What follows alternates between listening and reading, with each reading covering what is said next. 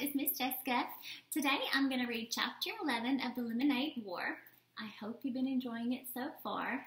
Today, remember to be thinking about your questions, one of which is, who do you want to win? I think I know who I want to win, but let's see what happens. Chapter 11 is a total loss. Total loss is a noun. Goods so damaged, there's no point in repairing them, or they can't be repaired at all. The first cup was an easy sell. The second cup, too. It was on the third cup that a little girl, about 6 years old, said, "Ooh, there's a bug in my drink." Then her brother said, "There's one in mine, too." "Gross," said an older boy on a skateboard.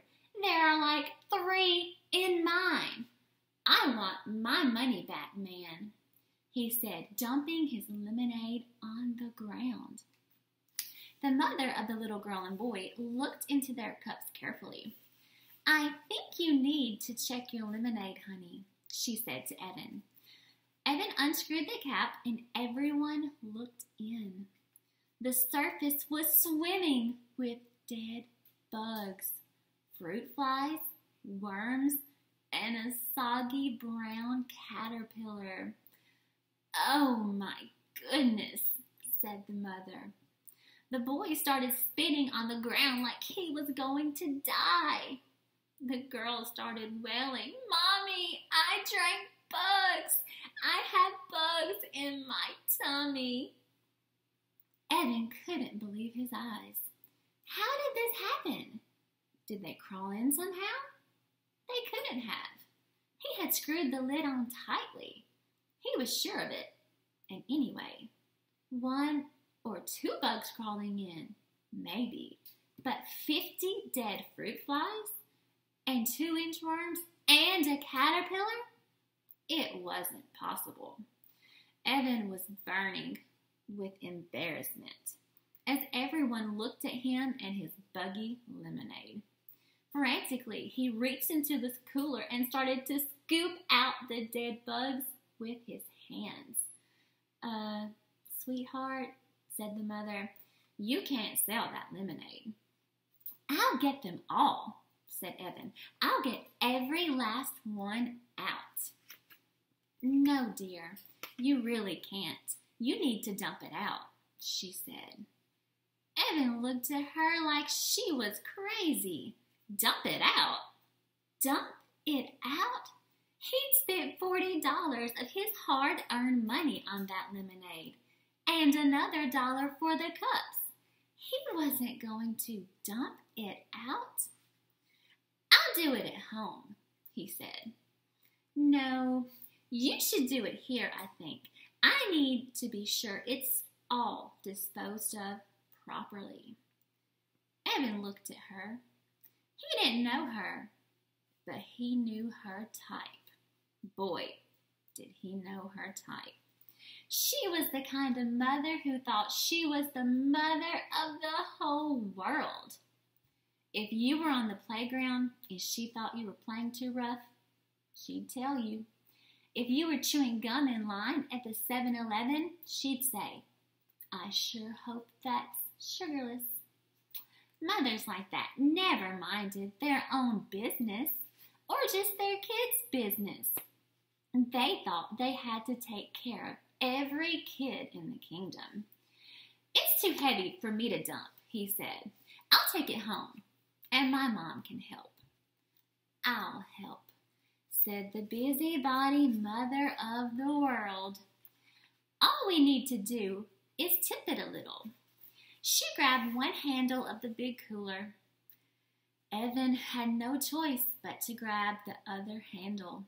Together they tipped, and the lemonade poured out of the top of the cooler. They poured and poured and poured. The lemonade sparkled in the sunlight like a bejeweled waterfall, and then disappeared without a trace, soaking into the parched September grass. As the last loose of lemonade slipped out of the cooler, a slick of mud poured out. "Oh my goodness," said the mother. Evan couldn't believe it. He couldn't believe how quickly his victory had turned to defeat. It was just like the lemonade. It had disappeared into the grass, leaving nothing behind. A total loss. The mother smiled sympathetically as Evan returned her $2. The skateboard dude had already skated off with his refund. There was nothing to do but go home. Evan walked slowly, dragging the wagon with the empty cooler rattling inside. With every step he took, the wagon handle poked him in the rear end. Step, poke, step, poke. He felt like someone was nudging him forward. "Evan, Mom wants to see you in her office right away." That had been weird. His mom had had no idea what he meant. "I didn't call you. I didn't call anyone," she had said. "I've been on the computer."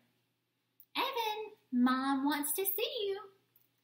He had been coming up the stairs. Jessie had been in the garage. She had looked anxious. "Right away," she had said. Evan stopped walking. He stared at the empty cooler. Then he started to run. The wagon bounced crazily along the uneven sidewalk. Twice it tipped over. What did it matter? Thought Evan angrily. There's no lemonade to spill. By the time he got home, he had it all figured out. He looked in the kitchen trash and found 3 Ziploc bags, inside out and sticky with lemonade.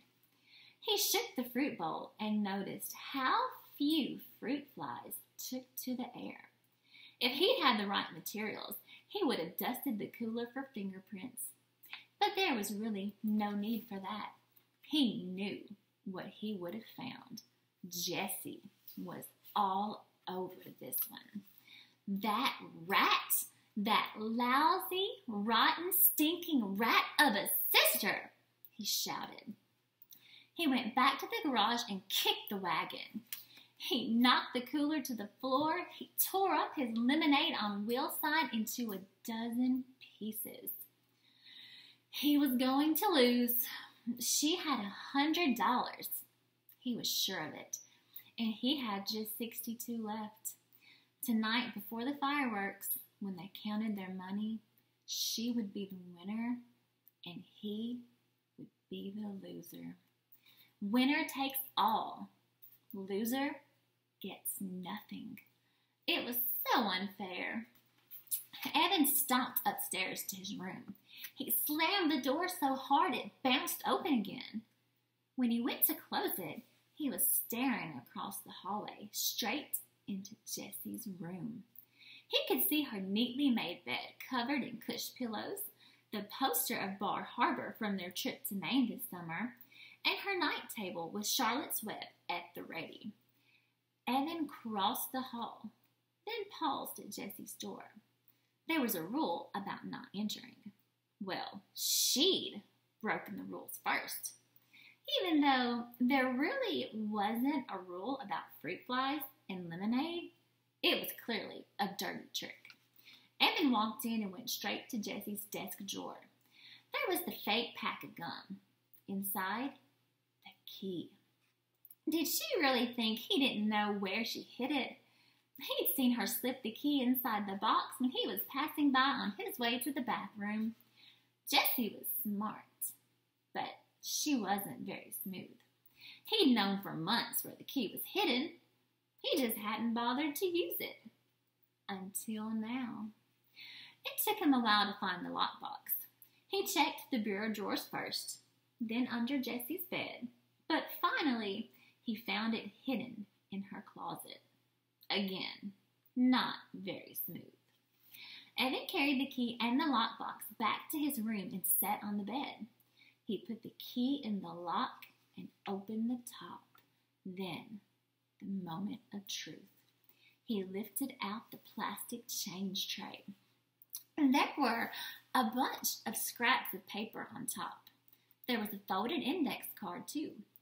Evan moved these aside and found a $10 bill paper-clipped to a birthday card. Under that was an envelope labeled pre-war earnings with $4.42 inside it. That was the money Jessie had had before the Lemonade War began. She'd kept it separate, just like she promised. Next to it was a fat envelope labeled Lemonade Earnings. Evan opened the envelope. Inside, the bills were arranged by ones, fives, and tens. All the bills were facing the same way, so that the eyes of George Washington, Abraham Lincoln, and Alexander Hamilton were all looking at Evan as he counted out the cash. $208. There it was, the winning wad. Evan thought of how hard he'd worked that week in the blazing sun, in the scorching heat. He thought about the cooler full of lemonade pouring into the grass.